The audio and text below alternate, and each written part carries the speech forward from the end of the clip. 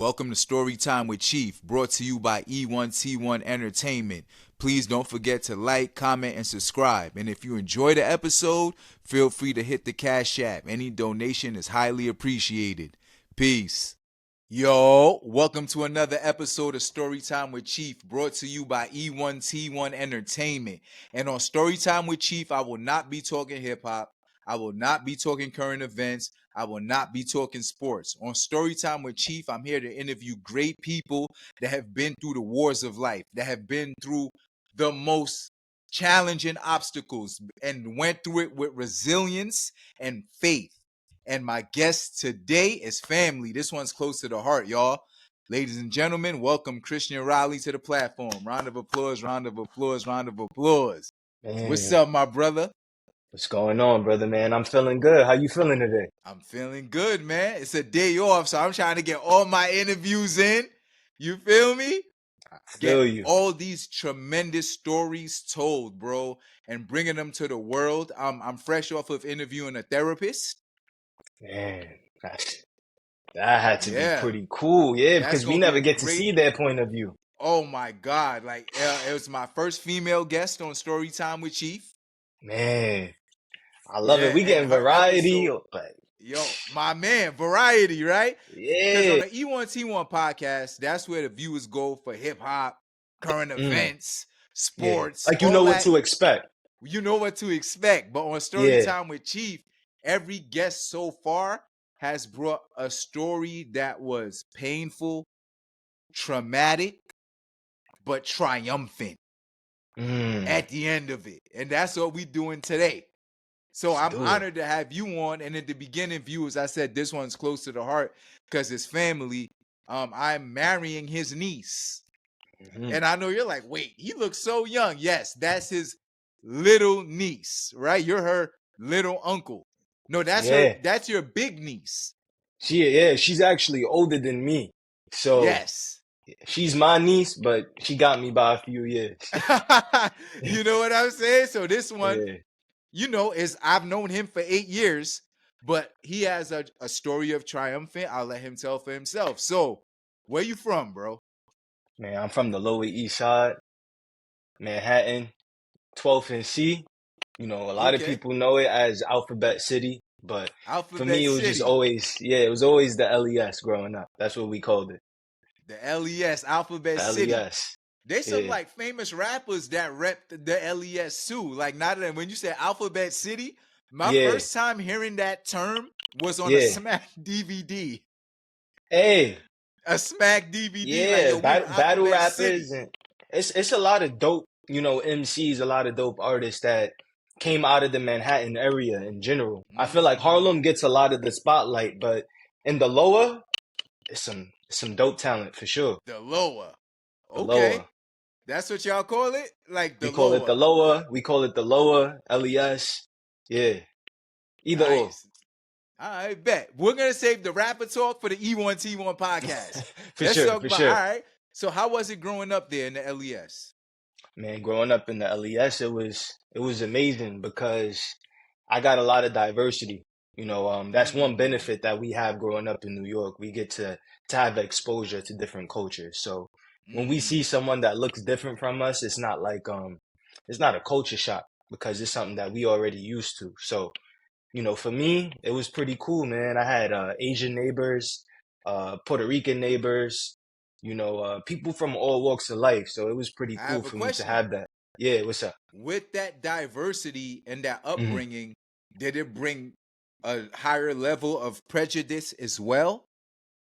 Or racism? Or you know what I mean? Cause like you from your neighbor's Asian. Like that's like I only see people like Asians in Chinatown or at work. You know what I mean? That was Yeah. your next door neighbor. How was that? You know what? That's a great question. And to keep it real with you, I feel like when you do have that exposure, you are gonna witness some type of prejudice to some extent, right? Like I don't want to say it's inevitable, but like for you to go your whole life without having some experience, it'd be rare. So for me, it was mostly in school.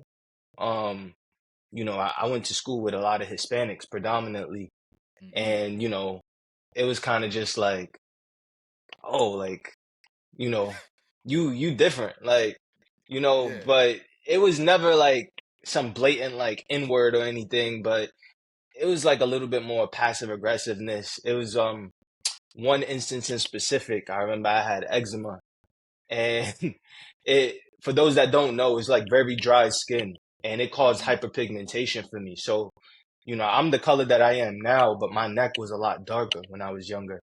And Okay. the kids used to like try to make comments and all that. And I would say that was like my first experience with some type of like prejudice. And it taught me how to like stand up for myself too, because it was just like you can allow that to happen, and then people feel like, oh, they have the green light to disrespect you. Or you Yeah. could say, hey, listen, like, we not gonna do that. We And ain't doing that.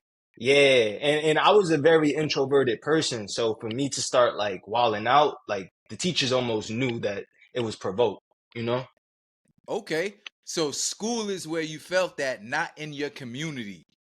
That you came home Nah. and your neighbors would say, "Oh, you Asian? Hey, good I morning." Like, I felt embraced by my community. You know, I was real introverted, but people knew me as, oh, that's such and such's younger brother. That's such and mm. such, like, so I always had that connection to my siblings or my family where even if I wasn't 100% familiar with someone, they knew who I was, and it was always love. So, perfect segue. Your family Yeah, upbringing. So you mentioned, yeah, oh, that's so and so younger brother, and we also yeah, mentioned I'm marrying your niece, which yeah, means that her father or her mother is your brother or your sister. Like, you feel me? yeah. So how was the growing up in the LES, like being born there? Obviously, as a baby, you won't remember, but like young childhood, how was the home life? It was amazing. And to provide some context to the viewers, his soon-to-be wife, her father is my older brother.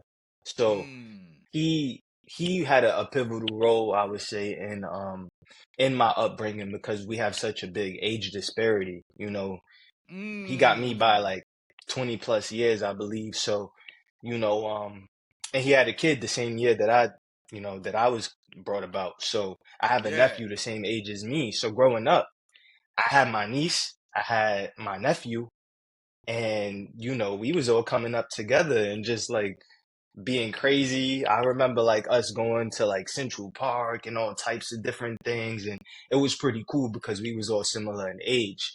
Now, when it comes to like my siblings, I felt like a lot of them, they had a hand in my upbringing, and they showed me a lot. They provided a lot of value and morals into me.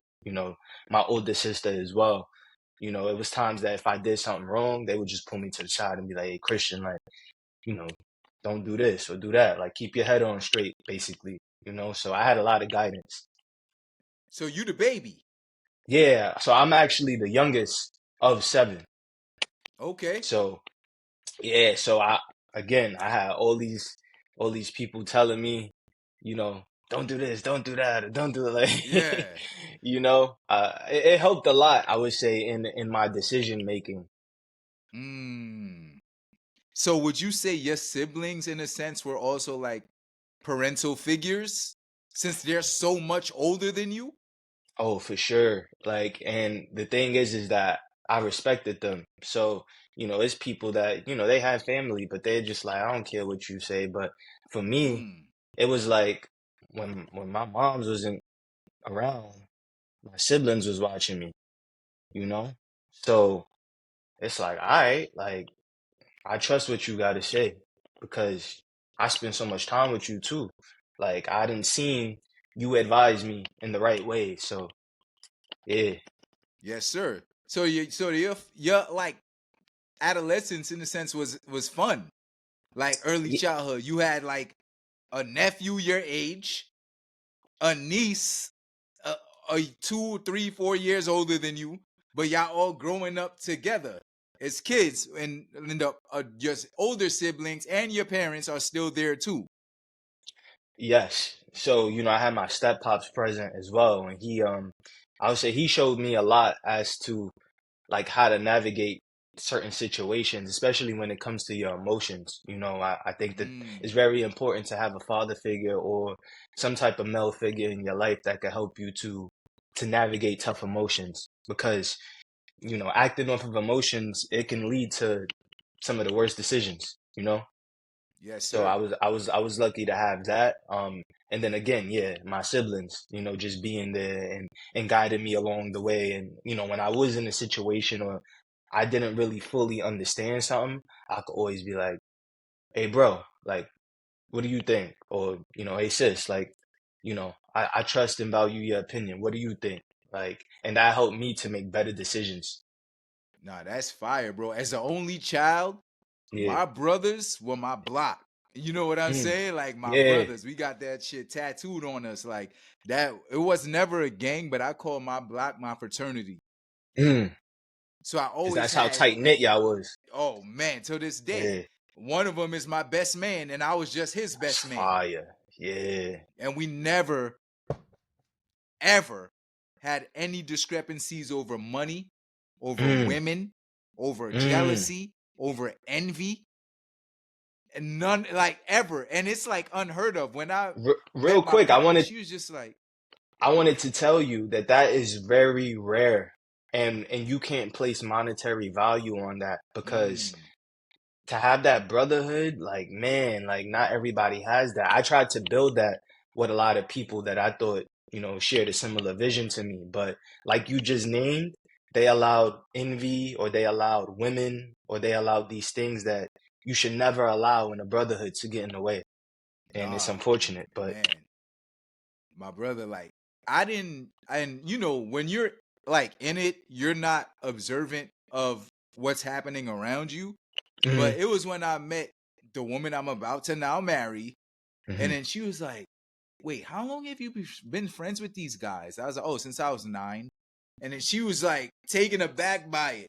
And I'm like, yeah, well, what's up? She was like, that's not normal. And it's that's rare. when I started to pay attention to like different crews. And I'm like, oh, you with this dude one day. Oh, Mm, now you with that dude the next. And then I looked at her and her friend group.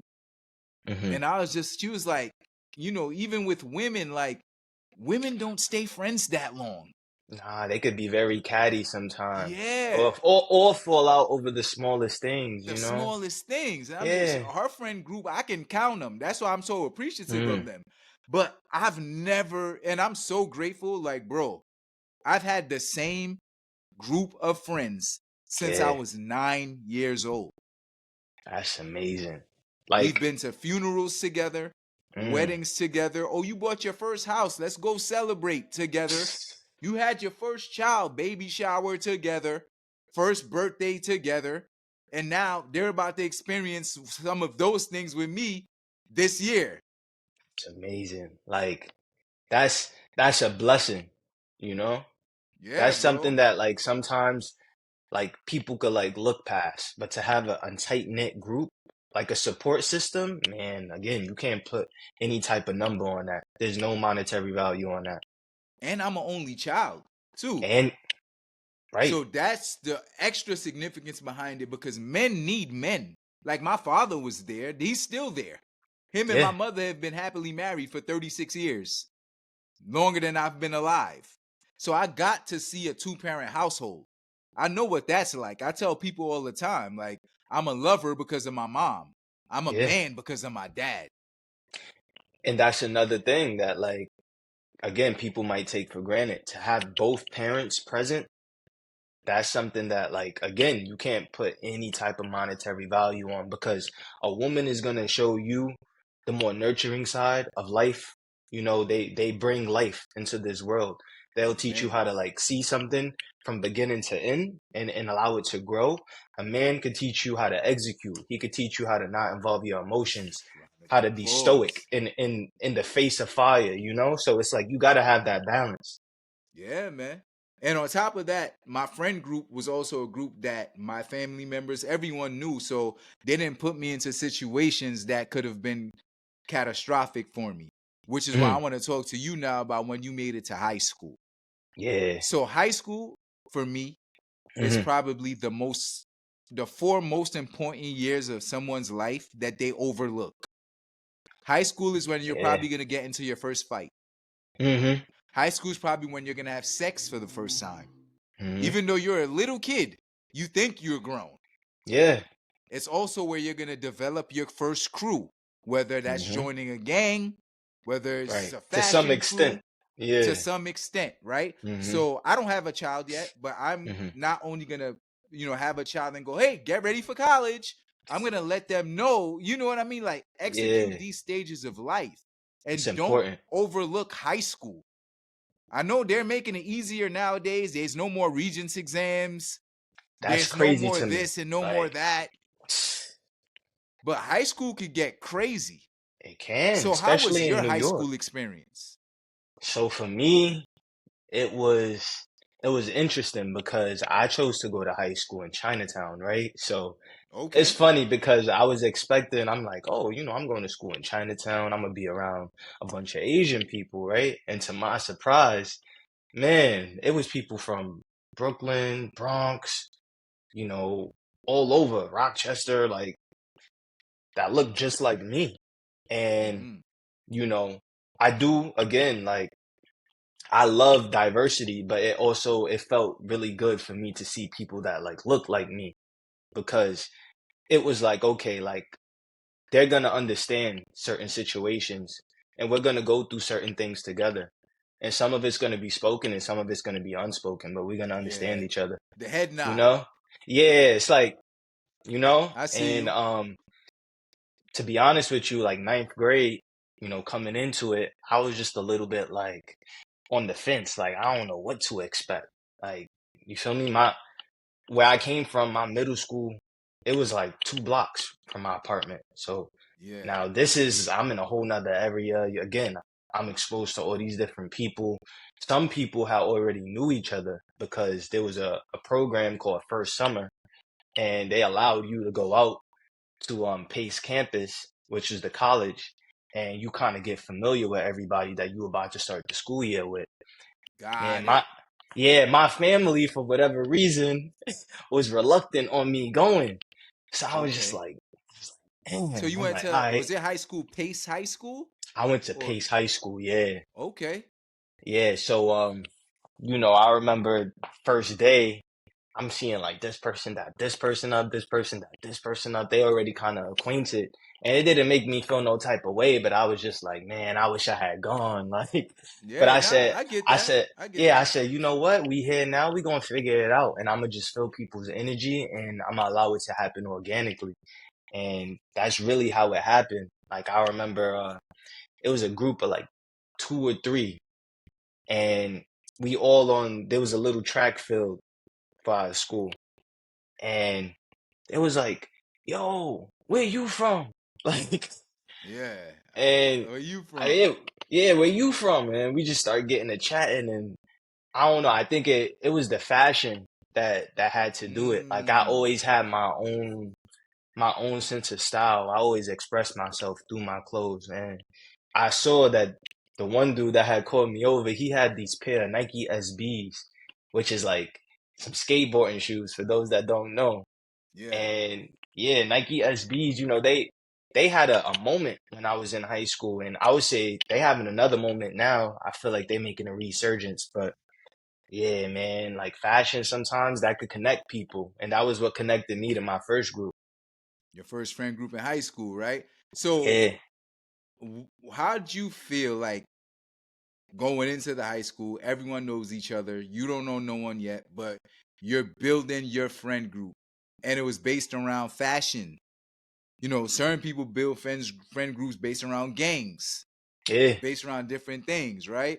So your friend group, freshman in high school, was around fashion. I'm sure with that came popularity because you got all hmm the fly clothes and stuff like that. But if I was to speak to someone that went to high school with you right now, how would they yeah, describe you in high school? man. They would just say like I was a cool dude, like because when I went, like my intent, I wanted to get an education, and Mm, I also like wanted to get the full experience of what high school was. Like I didn't want to be one of those people that was just like, man, like oh I should have, or so I was just like, man, like let me really tap into this moment and be present. And really try to hear what the teacher got to say and hear what my friends got to say and really see what this experience is. So, So you got man, good yeah, grades. I got good grades. Yeah. Yeah? Like, Man, yeah. when I was in high school, bro, my first year and a half, I was chilling. If I went, I went. If I didn't, I didn't. I wasn't focused. But you seems like you've always been like not reserved, but like in the know of yourself and your capabilities. Yeah, that was what it was. But I will say this, it took me learning a lot about myself in order to fully understand myself. Cause, you know, you hanging out with like the crazy set it off type person, and then you gotta realize like, yo, like, is that me?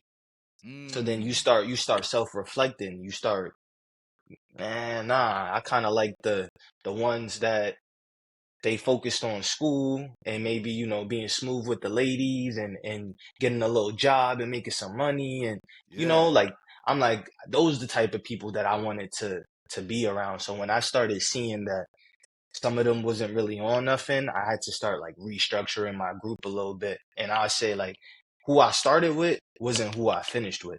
And I think a lot of Mm. people in high school gonna realize that, you know, like, Who you started with and who you finished with. yeah, So in those 4 years, what would you say was the toughest time for you? toughest times, like I'll say this. I remember I got into a fight in ninth grade, and that was like Oh, my freshman first. year. That was my first fight ever, and it was like, Ever? yeah, first like real fight. Like you have Oh, little okay, scuffles okay. and all that when you a kid, Yeah. but I don't really count those because it wasn't really no like serious damage done. This is like Yeah. I'm talking it was damage, like All right. So what and was it about? it was over a girl. I feel like Oh man. because. Yeah, and gang stuff, which is crazy because it really didn't. I wasn't in a gang, but it was somebody that was involved in a gang, and they saw me with a girl, and I felt like they was trying to talk hot. So we had an exchange of words, and that just led to physicality. And yeah, Exchange your words it, it, always lead to the physicality. yeah, but it's crazy because like I felt like if the woman wasn't there, then that would have never happened. And Mm. again, it shows you a lot about how people navigate the world. They do things maybe to impress others or to, try to get some type of attention. So that was probably one challenge that I had, and it led to popularity for me, like which Okay, a fight. I Look felt at I that. felt Here's the yeah. smart guy that can dress, that's doing everything right, but it took a fight for the popularity to come. Yeah, like people loved me, but then it was like you start getting love from like the other grades as well, like some of the ones Okay. above you. So I'm a freshman, now I'm getting love from like juniors and Oh, seniors, I yeah, like yo, yeah. what up, bro? So He it gonna was for defend the himself. yeah, it was for the wrong reasons, but I felt like they was like, yo, he stand up. Like he stood on principles, he did what he needed to do. So that was one tough moment. I would say another was like how I touched on earlier, just like the restructuring of things. Some of the people that I thought I was still gonna be friends with, we fell out over like the pettiest things. Damn, bro.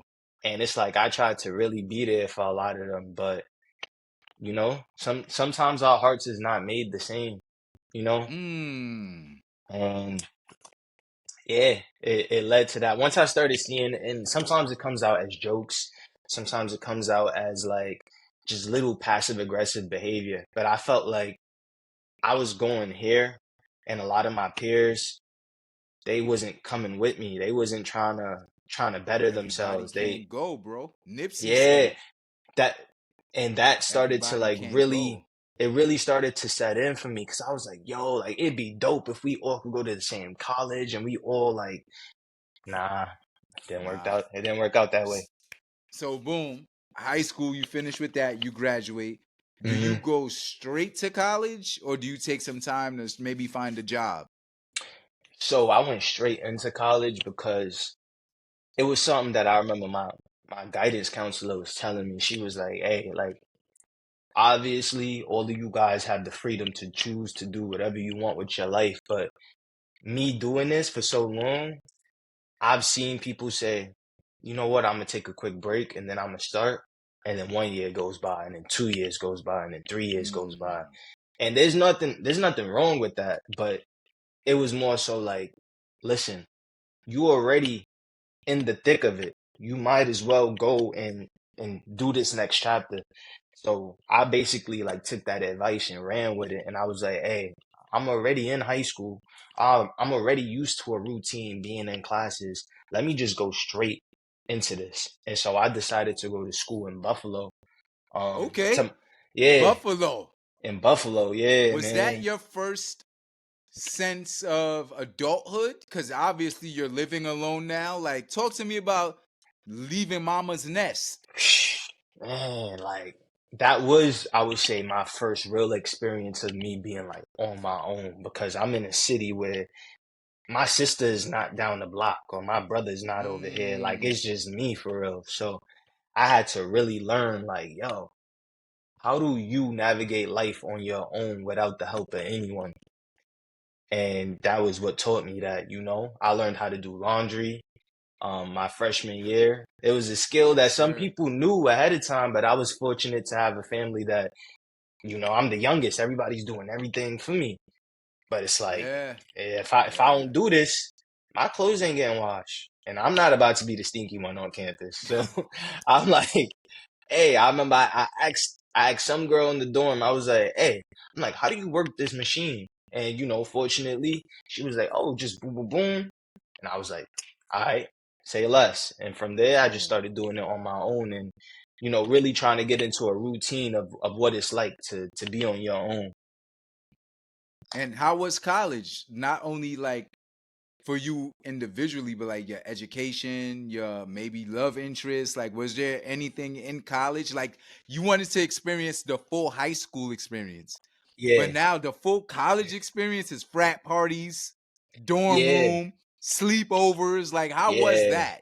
It was amazing, honestly. And, I was lucky to be friends with someone that was a Buffalo native.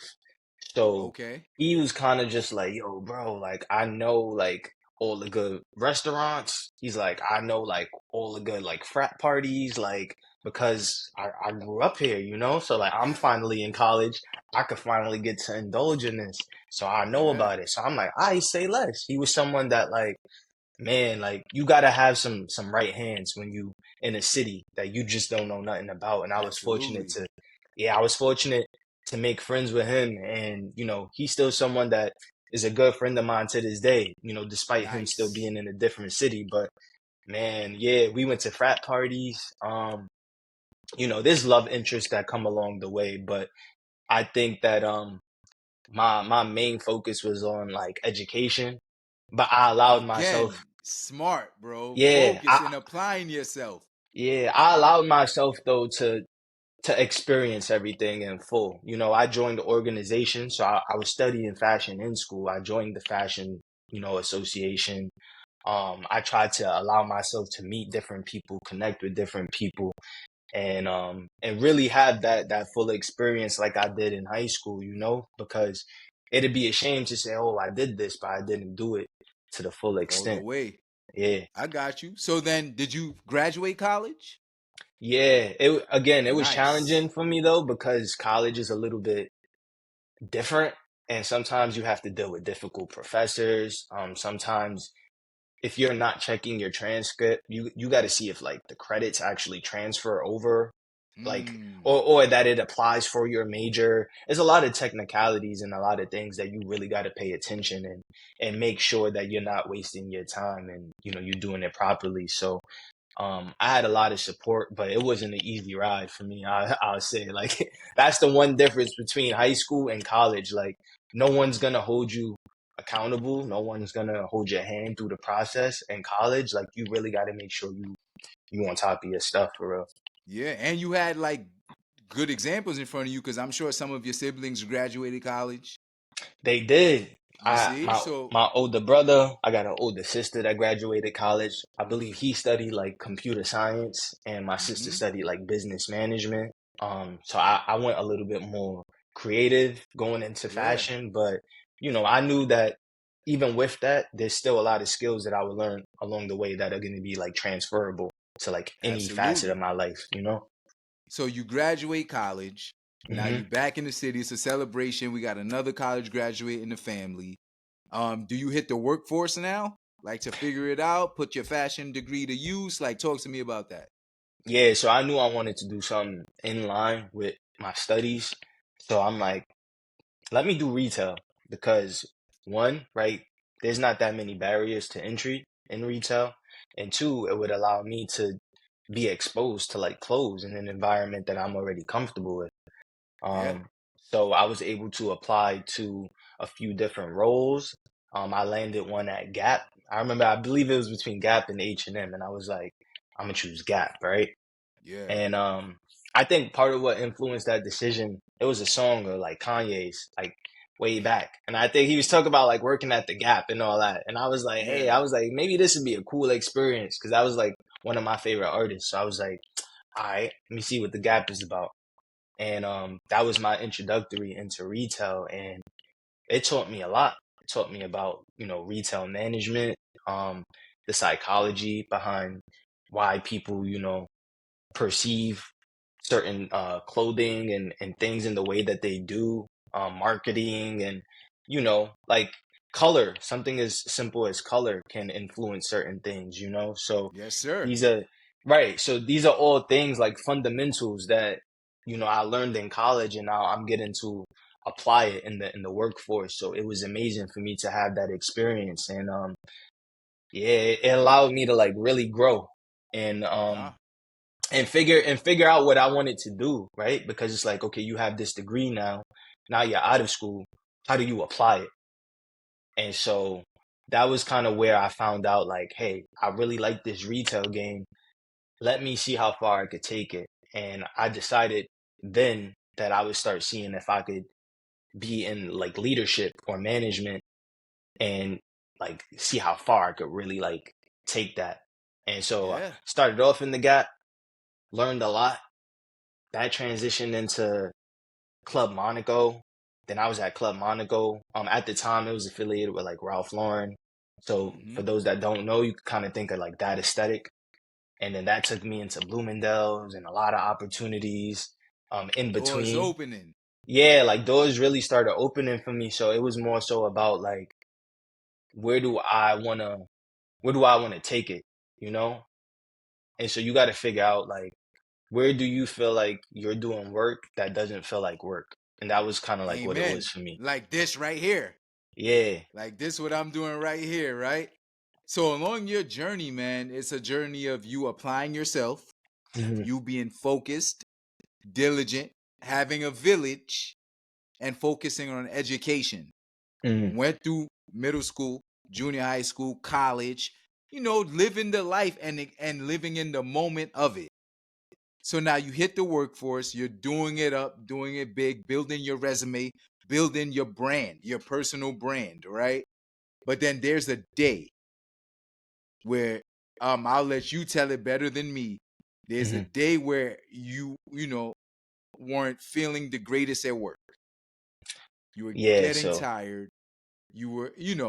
So then yeah. there's like when we talk about the journey and the challenges and the overcoming and becoming triumphant, here hmm you are on literally like cloud nine. Like you're a college graduate, black man. Yeah. Feeling Right? feeling College good, right? graduate.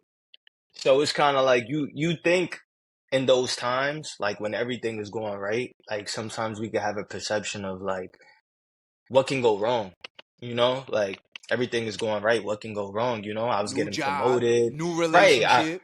right. It's Like, like you go from sales manager, like a sales advisor to like key holder, part-time key holder to full-time key holder to assistant store manager. So you seeing yourself, getting promoted and things is going up and yeah. your salary is increasing and Yup. you know things is just getting better for you, right? And so to touch on what you were saying about that day, and to shed some light for the viewers, that day was 2022. I want to say This was in December, and at this Holiday time in my season. life, holiday season, The right? So we middle supposed to of be retail all, madness. all smiles, you know. Yeah. This particular job, I'm in the office, but you know, I'm still dealing with customers digitally Yeah, and yeah. things. You a So, boss. I get it. right, you know, so it's still a very busy time, as he said. Like you'll know, like December for almost all businesses is crazy, but it's around like 4 or 5, right? And I think I'm working until 5:30, I believe. I forget the exact time, so this is not super important, but just know I got a few minutes left until I'm supposed to be out.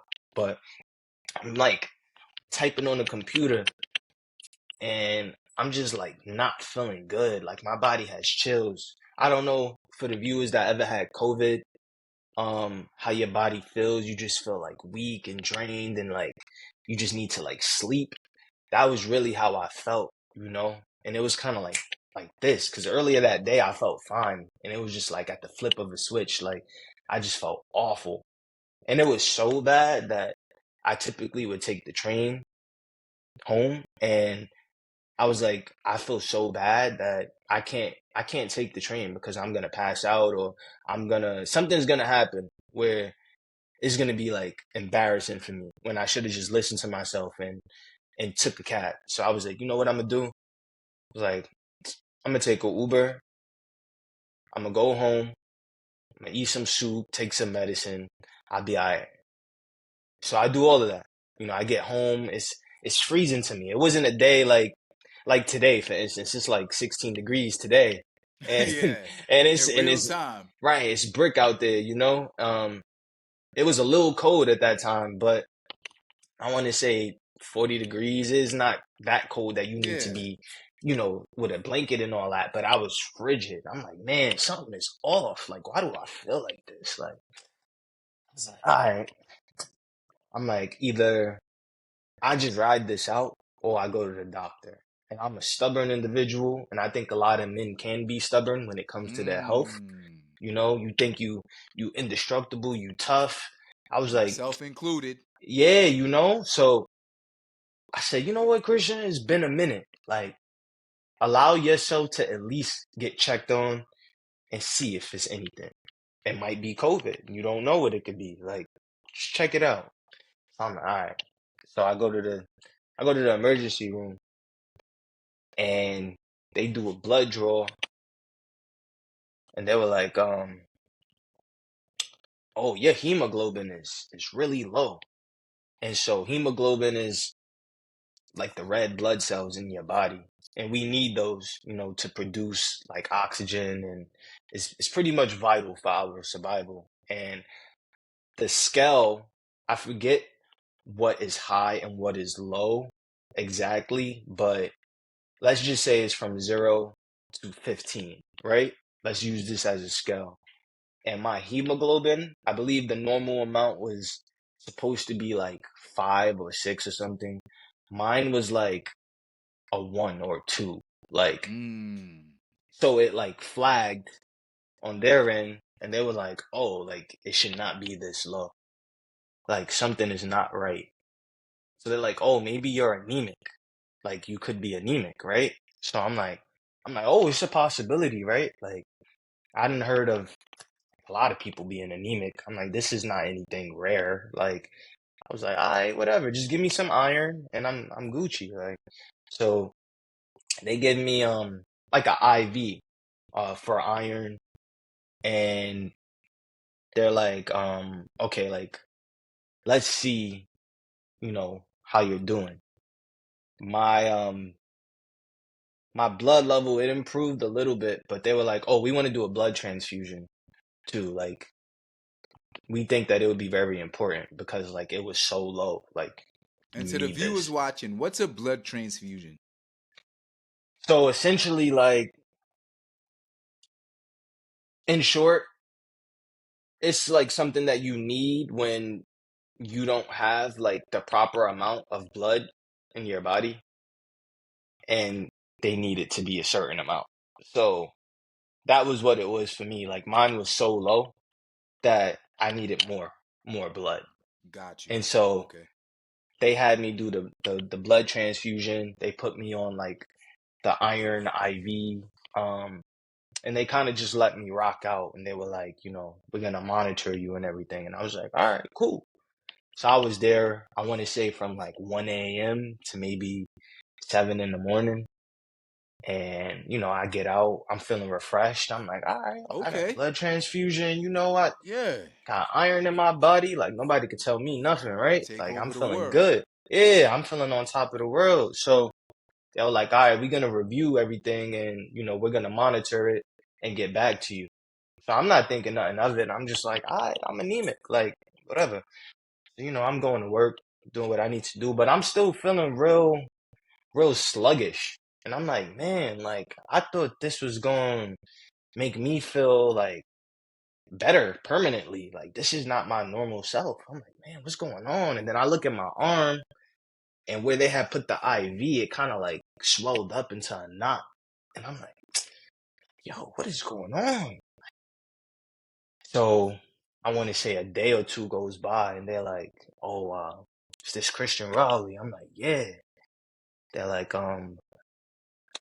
we we would like for you to see a physician. Um, we want to see maybe if it has to do with your heart or, you know, we're trying to figure out what exactly it could be, but like something doesn't seem right. And I'm like, okay, like, all right. So I want to say it's called Ryan Nina. This is like more of a neighborhood hospital. This isn't my main hospital, but I go there out of convenience and I wasn't feeling good. So I'm like, let me just see what these people got to say. So they do an EKG and everything. They're like, your heartbeat is like kind of off, but we don't think it's something that is like due to your heart. Like we're trying to figure out. So they running all this test. They put me on the treadmill with the cables connected to me. They doing various tests. They trying to figure out like, man, what could be wrong with him? Like something seems off. So they start asking questions like, oh, did your dad have any type of like serious illnesses? Like maybe we could try to test for something specifically. And I tell him, I'm like, he didn't have anything wrong with his heart, not to my knowledge, but he did have colon cancer. And it was kind of like a bell went off in the doctor's head, and they're like, oh, like, let's check for that. So that doctor, which is a cardiologist that was checking my heart, makes a referral for a cancer doctor, which is called the oncologist. So I meet with the oncologist, and they were like, all right, basically what we're going to do is we're going to do a procedure called a colonoscopy. Now, typically, this procedure is done on people that are like 45 and up. Like mostly the elderly community gets this done.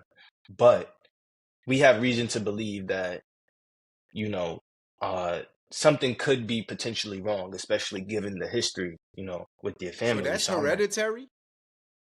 yeah, so I'm gonna get to that part. Okay. So they were like, okay, we're gonna do this procedure on this day. You gotta clear out your body.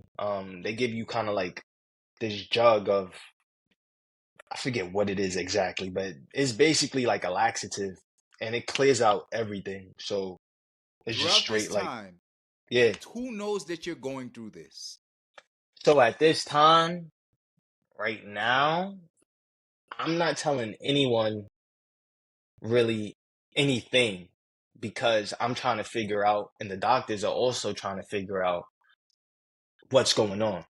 Okay. So So I'm your not trying to, parents don't know. so nobody knows anything because I'm just like, maybe it's serious, maybe it's not, right?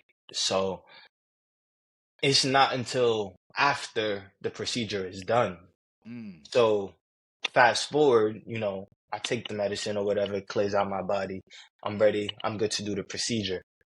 So they do the procedure. I wake up a few hours later and the doctor was basically like, listen, when I'm looking at your examination, you have polyps in your digestive system.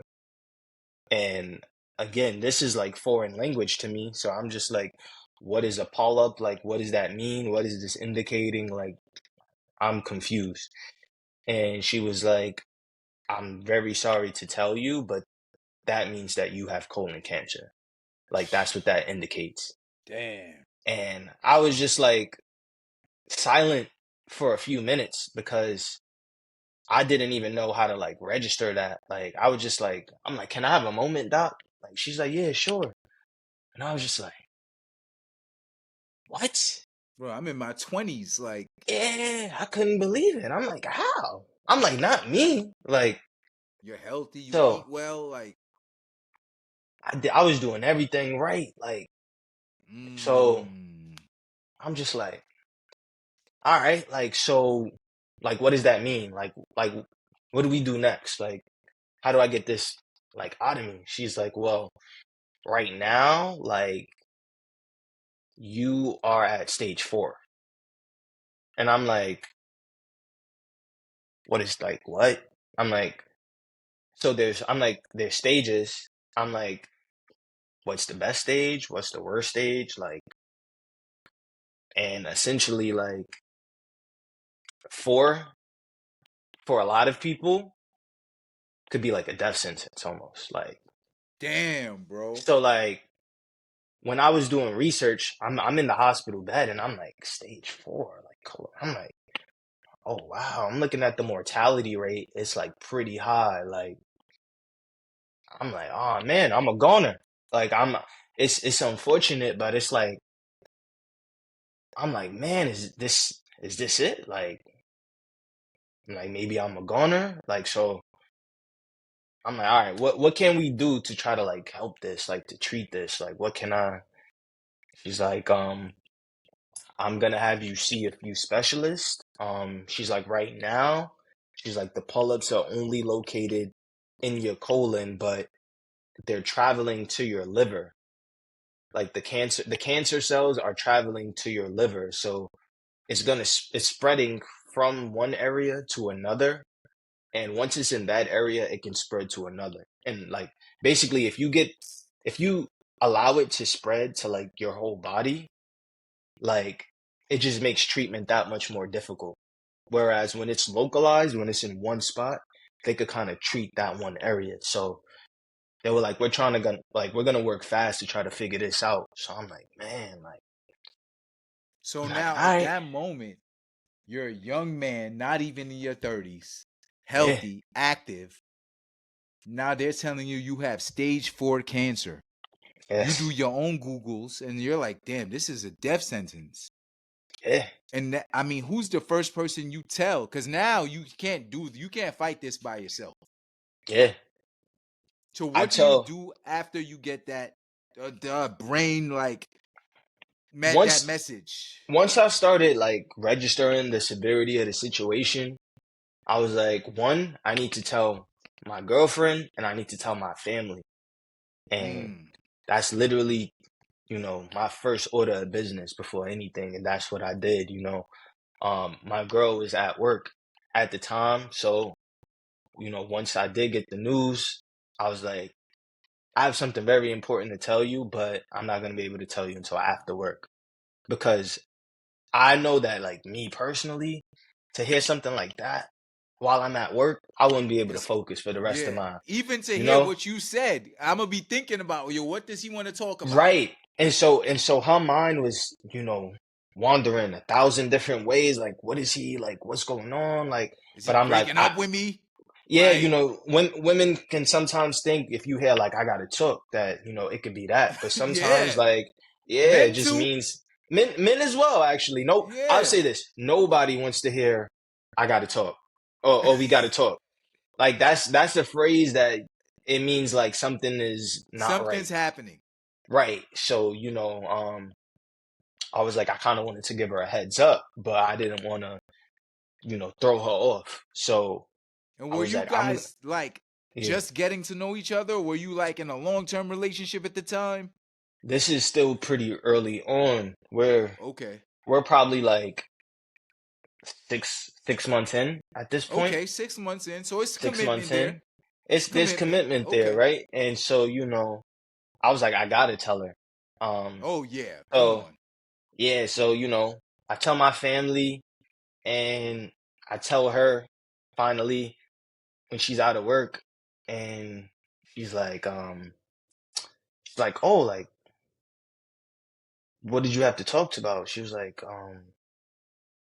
what's going on? And I'm like, so there's no easy way for me to put this. Like, I got the procedure done today and doctor says that I have colon cancer. And like she just like bust out into tears, like Yeah, bro. Oh, you saw her in just person?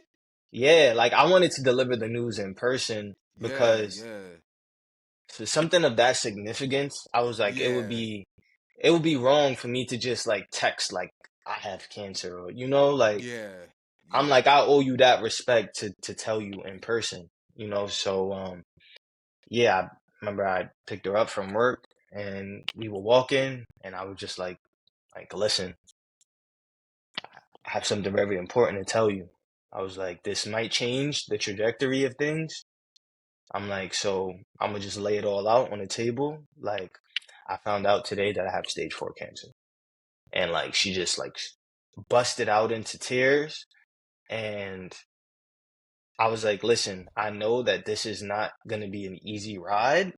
I was like, dating someone with cancer is not easy at all. Six months into the Like relationship. right so early on, I'm like, so me knowing that, I said, hey, listen, you can choose right here and now. I was like, I'm gonna let you know that I'm not gonna feel any type of way if you don't want to do this anymore because Mm. this is about to be a roller coaster. It's gonna be a journey. And like I don't expect you to put a pin in your life and anything that you're trying to do to try to be there for me. And she was like, nah, like we doing this together. And it was just like, Honorable. yeah. Honorable. So for me, it was just like, whoa, like, okay, I got a real one, because 6 months in. 6 months I got a in, real one. yeah. And I was just like, wow, God, like, even in the midst of the darkness, like, Wow, there's still, God. God. yeah. Even in the midst of the darkness, like, it was still light. Like, it was still like something for me to really just like smile and be grateful for. So I was like, I'm like, you in We this gonna with beat me? this. Yeah, I'm like this is it. Like I'm gonna make sure I do everything that I can and get better. And I'm committed to like really getting this done because you didn't give up on me. Like my family found out and I told them none of them was giving up on me. Like they were like, listen, like whatever you need, like we got you. And I would say like the treatment plan that they decided on was something called immunotherapy. Um, Immunotherapy. immunotherapy, right? So it's Yeah. it's a less not invasive, but it's a less harsh way to try to like heal the body of cancer cells. So people are used to like chemotherapy where you lose hair. And sometimes it can be damaging to even the good cells in the body. The Mm. immunotherapy is meant as a form of treatment to try to help the white blood cells fight off the cancer cells in the body.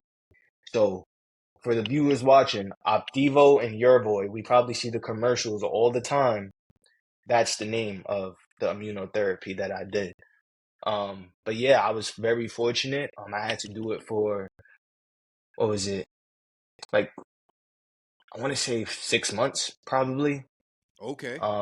But it was like, several rounds of it. And I would have to sit there. They would put the machine right next to me. Um, I was allowed to watch like TV. I had my own little room and everything.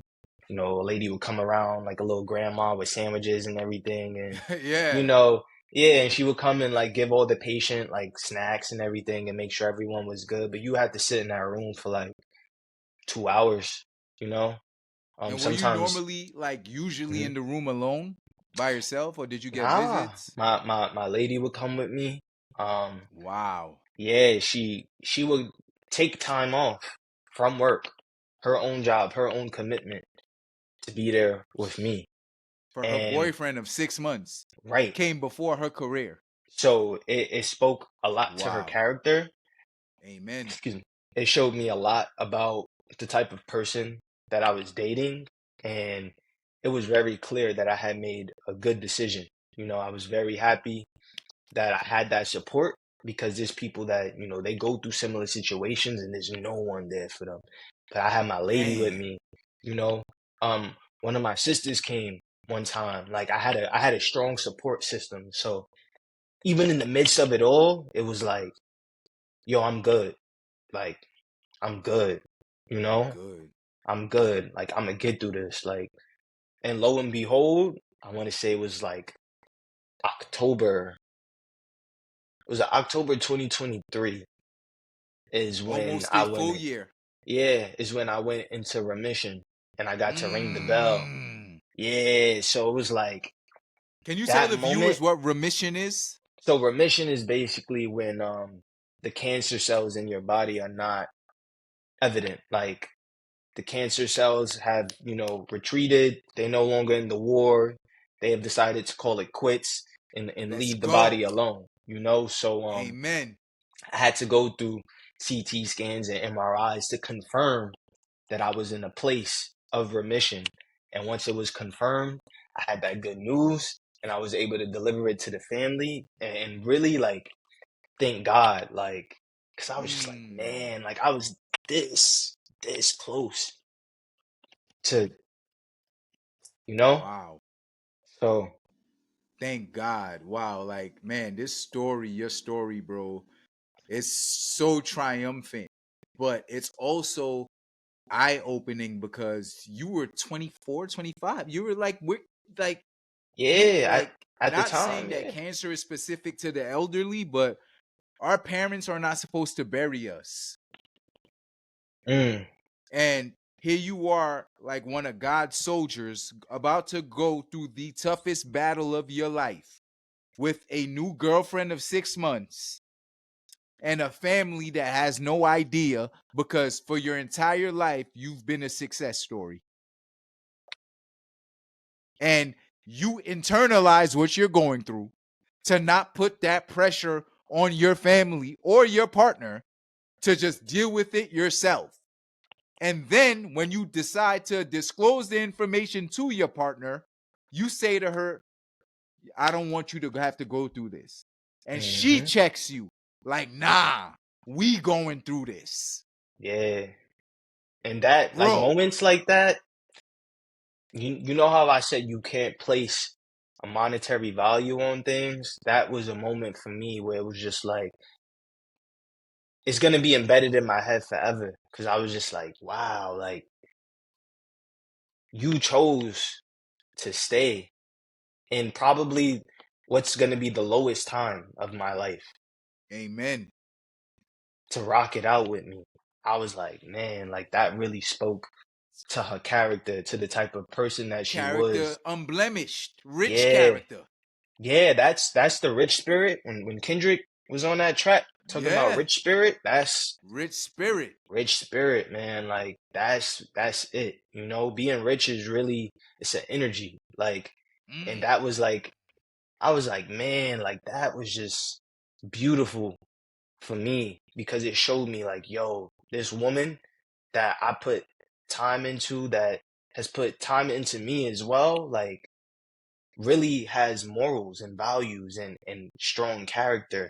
And in this day and age, we don't have a lot of that, Non you know? existent. Both males and females lack a high moral compass in 2025. For It's sure. all about me, me, me, me. Selfish. Yeah. It's That's all you unheard see of. on social media, Man sometimes our versus women peers. war. Yeah, when really we need each other. Amen. Like we need each other. Like imagine a world with just like come on. We need both. And so, Need both. yeah, we need both, Man, you man. And beat it the was just devil. like I really You beat the did, devil. And but you had your lady with you. She helped you beat the devil. she did. But I would say this, a lot of it was having a strong will and trusting in God and having like that faith. Because if you don't have faith in anything, like you're a goner. Like you gotta believe, like real talk. Like it might sound delusional to some people, but like you gotta believe, like whether it's your goals, whether it's like something that you want to do, like you gotta believe, like Gotta believe have in faith. yourself for real. Like even in my lowest, I was like, I don't know how, but I'm gonna come out of it. I was like, I don't like. I'm like, I hope I have all my limbs. I hope I have everything, but like, I'm gonna come out of it, God. Like, I got to. It's my only choice. Like, and I did. Damn, bro. I just got goosebumps, bro. Like my faith in God and my faith in love and family helped me beat cancer. Yeah. And now you back on cloud nine doing great things. Yes, man. It's so like surreal sometimes. Like, I'll have moments where it's like I'll drift off from like my person and just be like, man, like I'm still here. I still get to like live this life, and I'm grateful. You know, I get to be a sales manager at Warby Parker, which is a great company, great Let's benefits. You know, let's go. salary amazing. You know, Let's my go. my partner doing very well. Social media like doing great. You know, my family. I look at you, my niece, like everyone's doing great things. Man, Thank you, that's bro. like, yo, God is real, man. Like, he's really real. Mm. Like, Ooh, God yeah, is real. like, he's real. Man, I don't think there's any more. I can't top that, bro. Thank you so much for sharing your story of like the most like the scariest thing you can go to in life is a doctor's visit when they tell you you have stage 4 cancer. But your faith in God, your faith in love, and your faith in family, and your will knew that you were going to beat the devil, and you did just that. My Yeah, brother, thank you for coming on Storytime with Chief. man. Um, you could tell the people where to find you. Or wait, are you even on social media?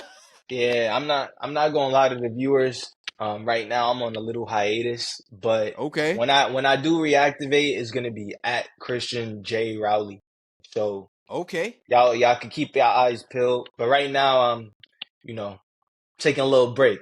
Social media is Nah, a lot sometimes. nah, I got it. If anyone deserves a break, it's you, bro. You beat the devil in your 20s with Yeah, not with your everybody gets to faith in say God. that, man. Like You I'm very fortunate. I'm so glad to be here, and I just want to live it up as best as I can. And I want everybody out there that's watching this, like, don't take it for granted. Like, don't take your life for granted. Like, we're not promised tomorrow. Like, do whatever you want to do. Like, start mm, plant the seeds if it's something long term. Like, but at least like start it. Start it for real. plant the seeds. On that note, y'all, thank you for tuning in to another episode of Storytime with Chief. Please don't forget to like, comment, and subscribe.